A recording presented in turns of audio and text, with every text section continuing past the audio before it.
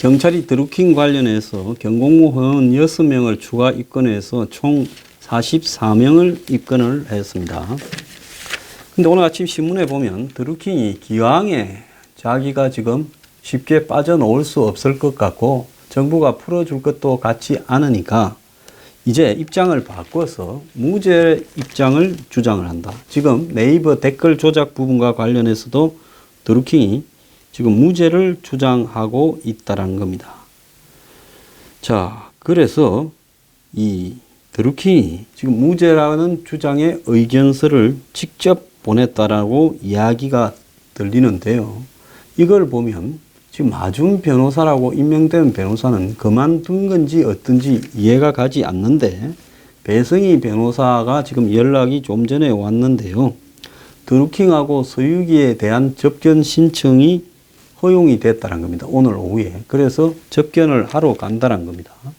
그걸 보면 실질적으로 지금 이 드루킹이 변호사가 다시 없는 상태가 된 게 아니냐, 서유기. 이렇게 보이는데요. 그 마중 변호사라는 사람 그만뒀는지 그만두지 않았는지 입장을 밝혀야 될 거 아닙니까? 자, 특검이 지금 이렇게 출범한 지 열흘, 아직 뭐 조직을 갖추고 있는 단계지만은 문제는 특검이라는 부분에 특검이 정해지고 특검보가 정해졌으면 서류라도 받아야 되는데 수사 준비 기간이 지금 20일인데 열흘이 지났으면 절반이 지났어요. 그런데 경찰로부터 아직 수사 기록을 인계받지도 못했고 파견 검사가 12명인데 또 거기에 수사관도 필요하고 수사 인력도 확보하지 못했다는 겁니다. 특검이라는 것이 60일 하고 끝나서 30일 더 할 수 있는데 30일 더 하는 거는 정권이 거부해서 안 된다 봐야지요.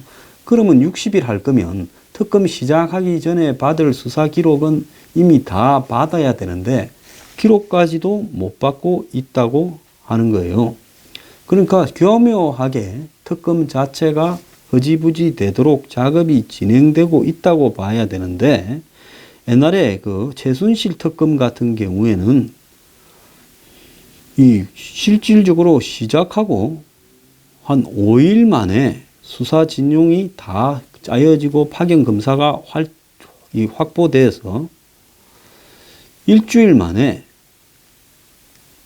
확정될 거는 다 확정됐다고 봐야 되고, 그리고 한 6일 만에 1톤 분량의 수사 자료가 다 확보되었습니다. 거기에 비하면 지금 특검은 기어가고 있다, 이렇게 봐야 되기 때문에 잘 될 리가 만무하다라는 겁니다. 자, 드루킹이 앞에 말씀드린 대로 매크로 여론 조작을 인정을 한다. 빨리 재인정하고 반성하니까 내달라. 다 내가 한 거다. 이렇게 이야기를 했는데 이 법정에서 이걸 뒤집고 무죄를 주장할 거라는 것이 지금 확인이 되었습니다. 자, 드루킹의 척근은 드루킹이 20일 열리는 3차 공판에서 자신이 한 일이 업무방해죄에 해당되지 않는다라는 내용의 의견서를 이렇게 작성 중이다라고 하면서 아직 의견서를 내지는 않았네요. 근데 지금 냈다라는 이야기도 있고 그렇습니다. 모르겠습니다. 이건 좀 확인을 해보겠습니다. 어쨌거나 드루킹이 킹크랩을 사용한 사실은 인정을 하지만은 이것이 네이버 업무 방해를 했는지 무슨 관련이 있느냐. 자, 킹크랩을 사용해 네이버에 올라온 기사에 댓글에 공감 클릭을 늘린 행위는 네이버에 이익이 되므로 업무 방해가 아니다, 이렇게 주장을 하고, 공감 클릭 수가 늘어나면 해당 기사가 노출이 많이 되니까 이는 네이버의 광고 매출 상승 효과로 연결된다. 이게 무슨 업무 방해냐고 그동안의 입장을 완전히 바꾸어서 말을 고치고 있습니다. 이렇게 180도 입장을 바꾼 것은 특검 출범으로 조기 석방을 기대하기가 어려워졌기 때문이다. 즉 특검 전에 나올라 했는데 특검 전에 나오는 것이 이제 틀리다 보니까 국선 변호사가 6월 20일로 해놓고는 가버렸죠. 참 무책임한 사람이라고 생각이 듭니다. 자기가 변호할 거 아니면 이 날짜를 6월 20일로 해서 되겠습니까? 특검 전에 잡아서 빨리빨리 끝나도록 최대한 노력은 해봤어야죠. 드루킹의 척근은 드루킹이 재판이 일찍 끝나기 힘들다면 차라리 적극적으로 방어권을 행사하겠다고 마음을 먹은 것 같다. 혼자서 법적 책임을 지는 상황을 원치 않는다. 이 말은 무슨 말인가 하면 대결을 한번 시켜서 난 시키는 대로 했다고 정권이 한번 해보겠다. 이런 이야기입니다. 그때는 이제 대선 때고 대선 이후에는 정권이겠죠. 자, 이 법원 안팎에는 드루킹의 이런 주장이 안 받아들여질 거다라고 이야기를 하고 있습니다. 안 받아들여지겠죠. 쉽게 받아들여지겠습니까? 그럼에도 불구하고 드루킹이 이런 주장을 하는 이유는 이번에 네이버가 문제가 아니라 지금 경찰 수사와 특검에 의해서 벌어지고 있는 이 부분에 대응을 하려면 처음부터 아예 단단히 무죄라고 하고 버티고 가야지 설설 가다가는 자기 혼자 죽을 것 같다. 지금 이렇게 보는 거죠. 갑자기 지방선거 전까지만 해도 경제 문제에 대해서는 뭐 크게 완전히 치명타다 이런 이야기가 안 나오더니만 지방선거가 끝나니까 갑자기 일자리 정부에서 일자리 참사가 일어나고 있다. 5월 신규 취업자 수가 8년 4개월 만에 최저다. 여기에 대해서 김동연 부총리가 충격적이다라고 이야기를 했습니다. 그리고 취업자 수가 줄은 것뿐만 아니라 실업자는 12만 명이 늘어서 112만 명이고 청년 실업률 10.5%는 역대 최악이다. 이렇게 지금 나왔는데요.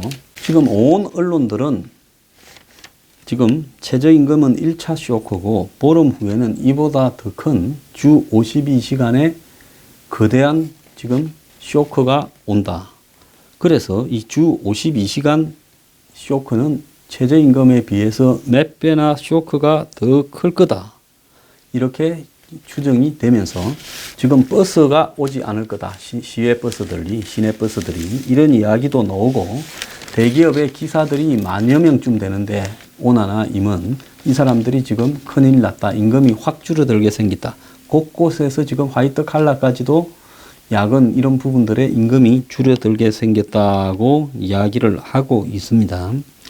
그래서 지금 대체적으로 나오는 이야기는 IMF 같은 외환 충격 같은 그런 외부적 요인이 없는데 고용시장이 이런 식으로 무너져가는 전례가 없었는데 제조, 건설, 도소매업에 골고루 일자리가 다 사라져가고 있고 주 52시간 근무로 근로시간 단축이 본격적으로 시작되면 임금도 줄어들어서 줄어든 임금이 소비를 위축시키고 또 줄어든 소비가 결국은 기업의 투자 고용을 위축시키는 악영향으로 그렇게 작용을 할 거다. 그래서 소득주도 성장론이 성장이 아니라 소득주도 태보론으로 지금 결론이 나가고 있다.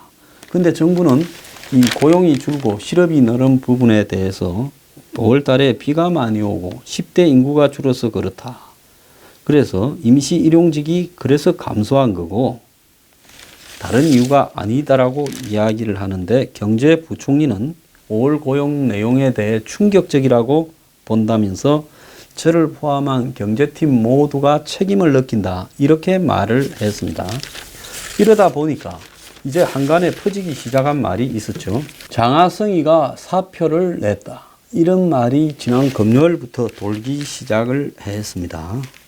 그러다가 이게 시끄러워지니까 장하성이가 그러지 않는다. 문 대통령과 함께 할 거다. 근거 없는 오보다라고 이야기를 했습니다. 개각설이 등장하고 있고요. 이 개각설에서 아마 김동연 부총리는 본인이 집에 가겠다. 오래 있어봤자 더 좋을 일도 없다 싶어서 이제 가기 전에 할 말은 하고 가자 해서 막말을 하고 결국 이렇게 되면 오늘 지금 이낙연 총리가 청와대를 가서 개각 부분을 언급을 할 거라고 합니다. 뭐 총리가 언급하는 게 아니라 보통 총리가 말해서 대통령이 바꾸는 형식을 갖춘다고 그렇게 하지. 지금 뭐 이 이낙연 총리가 개각을 주도적으로 할 만한 힘이 있다고 생각하는 사람이 누가 있겠습니까? 그런데 김동연이를 바꾸려고 하면 장하성이를 그냥 놔놓으면 말이 안 되잖아요.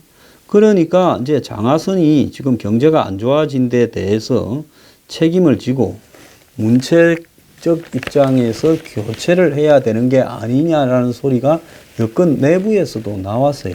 도대체 뭐하고 앉아 있는지 모르겠다.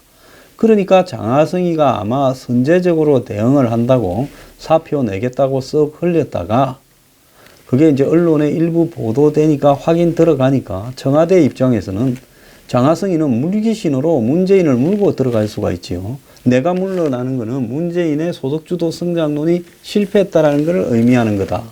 그러니 문재인은 장하성이 개심하더라도 집을 보내게 되면 참여연대에 힘을 실어왔던 출신들의 그 자신의 경제관, 소득주도 성장론이 실패했다는 걸 스스로 인정을 하고 대국민 사과를 해야 될 처지로 몰릴지 모르는 겁니다.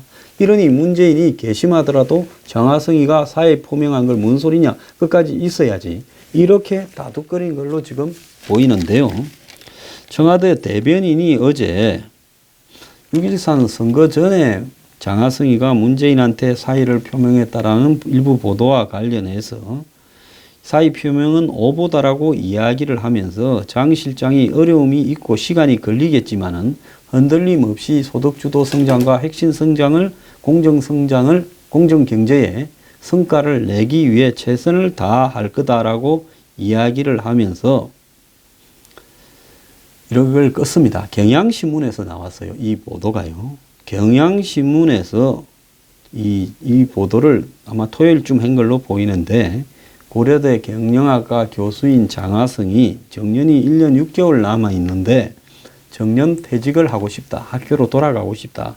이렇게 말을 했다 하고 청와대 내부에 권력 갈등설이 여기에 배경에 있다라고 보도를 한 다음에 이 부분을 진화하려고 청와대가 지금 가전 노력을 하고 있습니다. 경향신문 토요일장에 장하성 자진 사퇴설 그러면서 복수의 여권 관계자를 말을 인용해서 정책실장을 물러나겠다고 밝혔다. 이렇게 보도를 했고요. 여기에 이제 여권 내부의 갈등설까지도 지금 나오고 있는데 이 장하성의 교체설 진원지가 재계와 금융권이라고 지금 이야기도 나오고 있습니다. 장하성의 최저임금, 소득주도 성장, 주 52시간 이 부분에 대해서 재계와 금융권이 불만이 지금 터져 나오고 있고 이것이 지금 장하성을 흔들고 있다고 청와대는 거꾸로 이야기를 하고 있어요. 제가 볼 때 그게 아니라 지금 이 재계와 금융권이 장하성을 쫓아내려고 조직적으로 말을 퍼뜨린다. 문정권이 겁이 나서 꼼짝을 못하고 있는 사람들이요. 그건 아니라고 봅니다.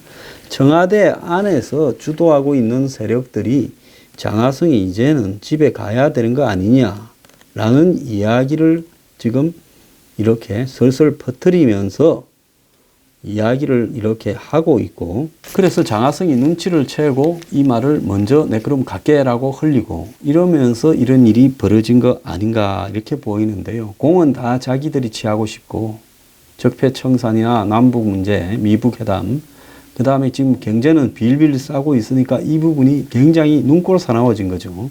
그래서 눈치를 주니까 그 눈치를 챈 장하성이 선수를 쳐서 지금 이런 상황을 이렇게 만들고 있다.